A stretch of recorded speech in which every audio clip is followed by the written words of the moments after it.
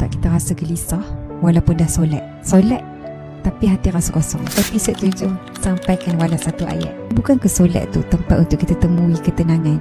Jawapan dia, masalah tu bukan pada solat, tapi masalah dia pada cara kita menjalankan solat tu sendiri.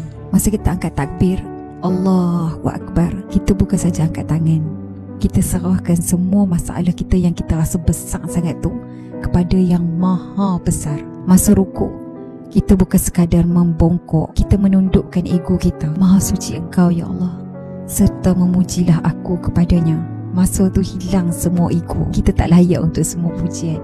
Semua pujian tu cuma untuk Allah semata-mata. Sujud, kita bukan sekadar menundukkan kepala. Poin yang paling terhormat sekali, kepala ni kita tundukkan ke bumi dan serahkan semuanya pada Allah sebagai satu bentuk penghambaan. Maha suci Engkau Tuhanku yang maha tinggi, dan segala puji baginya. Ibnul Qayyim kata, ketika engkau merasa jauh daripada Allah, maka periksalah solatmu. Solat bukanlah sekadar kita berdiri tegak, sujud, tapi macam mana hati kita ni betul-betul hadir masa kita tengah solat. Jadi bila dunia ni terlalu bising, terlalu menekan, kita tahu kat mana tempat yang kita kena kembali.